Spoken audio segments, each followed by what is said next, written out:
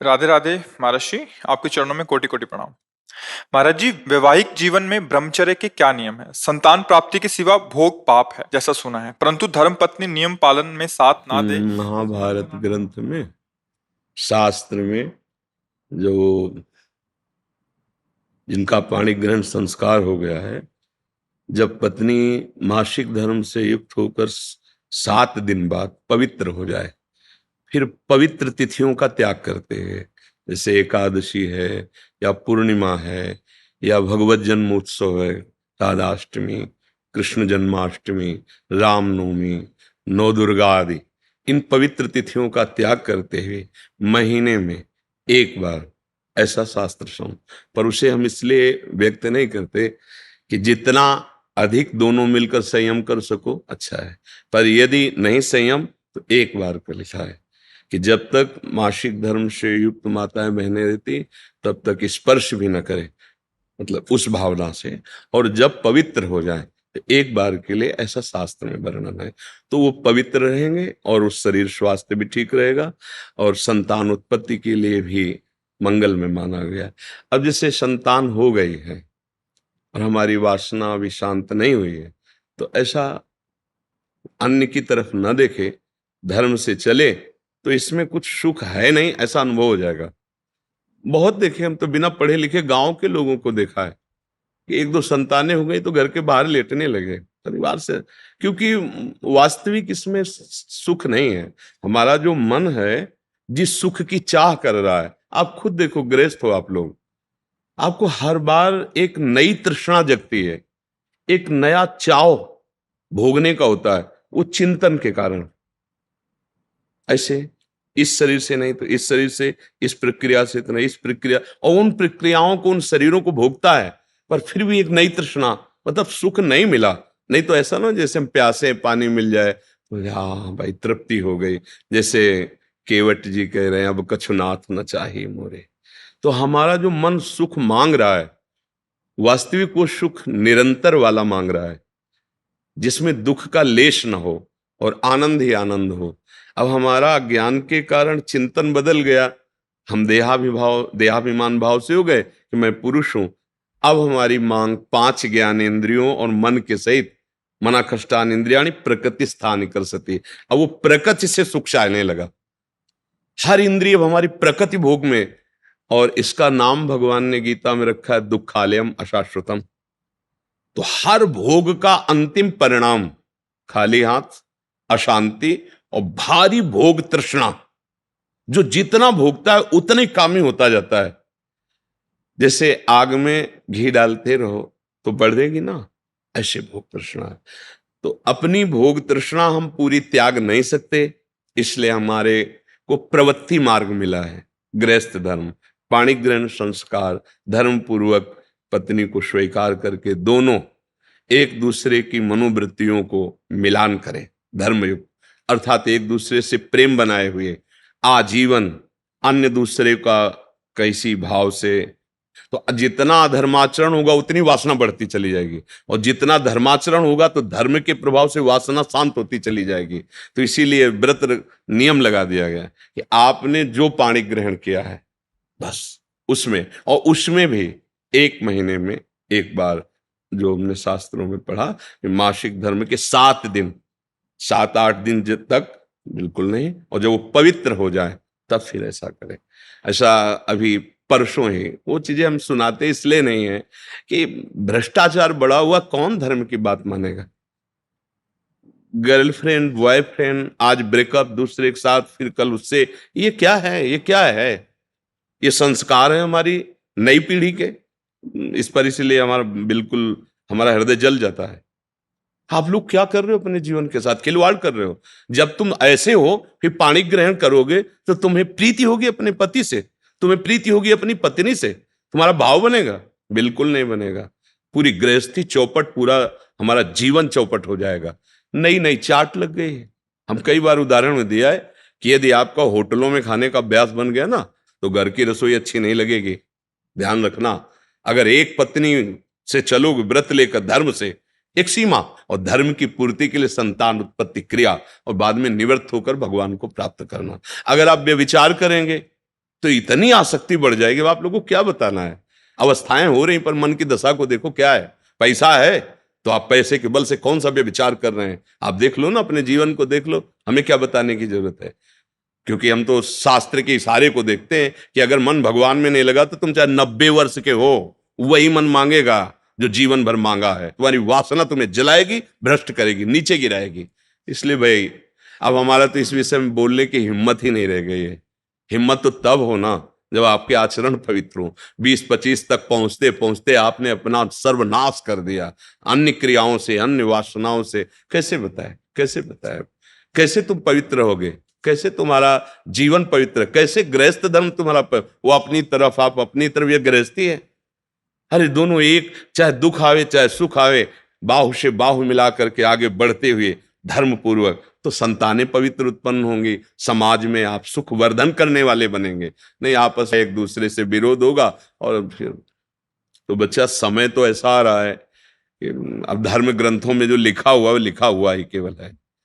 विदुर जी महाराज के वचन है कि जब स्त्री मासिक धर्म से पवित्र हो जाए तब पुरुष संतानोत्पत्ति की भावना से, अब मान लो संतानोत्पत्ति नहीं चाहिए, अब वासना है, तो अन्य जगह जाने की जरूरत नहीं है। आपने धर्म पूर्वक दोनों ने स्वीकार किया है, वहां कोई पाप नहीं होगा।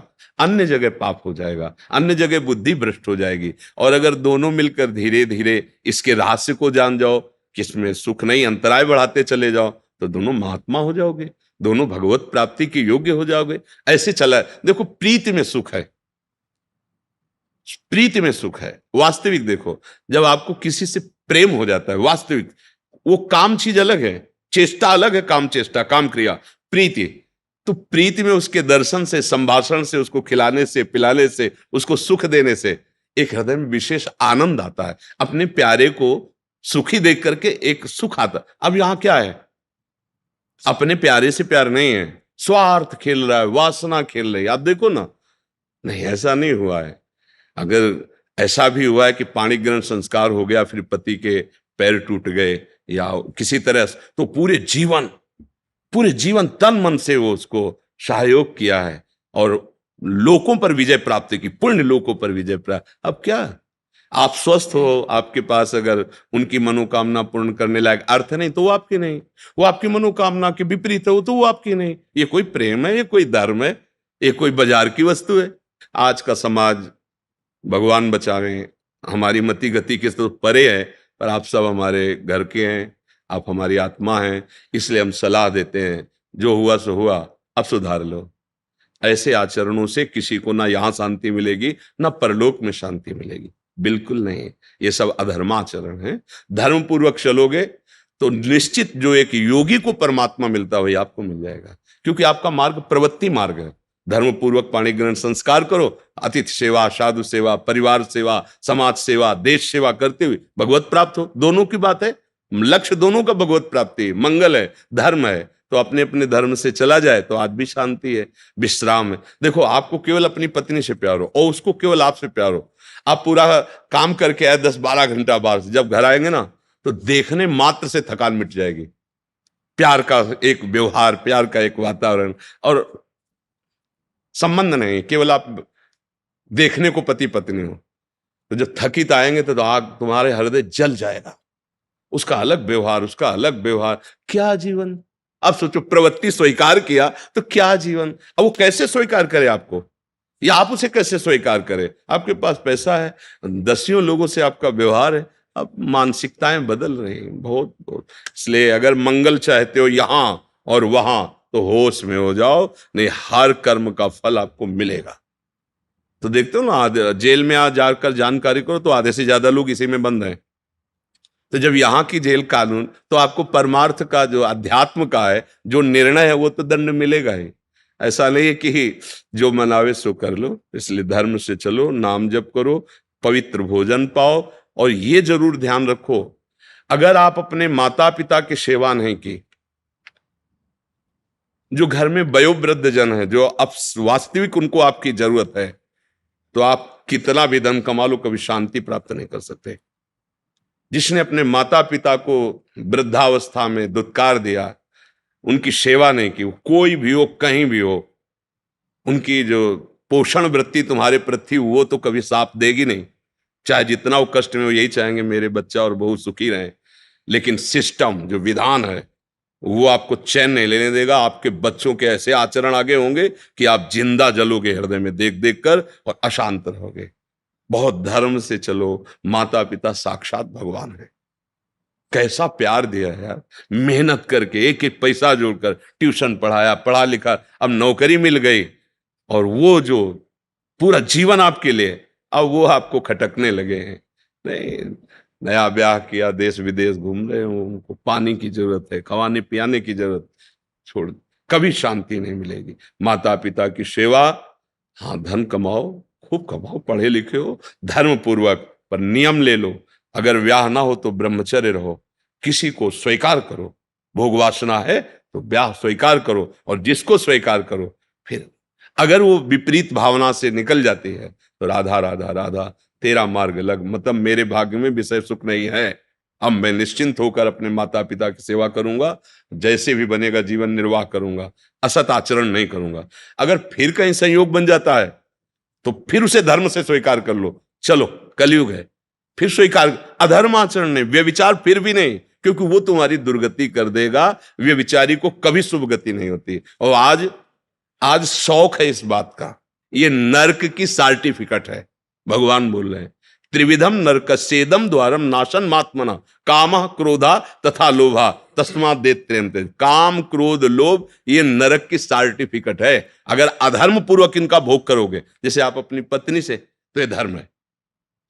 अगर अधर्म पूर्वक आप पत्नी से भी अपने अधर्म पूर्वक राक्षसी भाव में आ जाएं तो आप दंड के अधिकारी, यहां भी नहीं अधिकारी, वो जाके शिकायत करे तो आप ये कानून दंड देगा ना। पत्नी है पर आपने राक्षसी प्रवृत्ति का अगर प्रयोग किया तो यहां भी दंड है, तो आप भागवतिक दंड से कैसे बच जाएंगे? बहुत सावधानी से। काम क्रोध मद लोभ सब नाथ नरक के पंथ, ये पैसे के बल से, प्रभाव के बल से व्यभिचार प्रवृत्तियों में उतरना मानो नरक की सर्टिफिकेट। तुम्हारे कर्म तुम्हारे ऊपर लागू हो जाएंगे। आप भले सुधर गए हो, पर वो जो बोया है उसको काटना पड़ेगा। अवश्य में भोक्तव्यम। इसलिए भाई बहुत होश से, भगवान की कृपा है कि हम आप मिलकर धर्मशास्त्र की वार्ता कथन श्रवण कर रहे हैं, तो इसको व्यर्थ न जाने दें। अभी तक जो भूल हुई हुई, अब आगे हम संभाल लें। अगर आगे संभाल लेंगे ना तो सड़ा गोदाम पीछे करके नया माल लगा दो, वो खत्म हो जाएगा। ये नया है, मंगल कर देगा। हमारा जो गलत आचरण वो हमें बख्शेगा नहीं। अगर भजन नहीं किया, सत आचरण में नहीं चले, माता पिता का दुलार जो हमें मिला उसका हम परोपकार, हम कृतज्ञता, उनको वैसे ही दुलार करें। अब वृद्धावस्था आ रही है, हम इसलिए बोल रहे हैं कि बहुत से उदाहरण हमारे सामने हैं। अब वो शौच चारपाई में ही कर रहे हैं, कोई उठा, नौकर थोड़ी करेगा। नौकर तो क्या बर्ताव करता है, आपको जैसे आपको दुलार उन्होंने किया था, अब अवसर आया है, आप दुलार कर लो, निश्चित मंगल हो जाएगा। लोक परलोक सब बन जाएंगे। धर्म से चलो, नाम जप करो।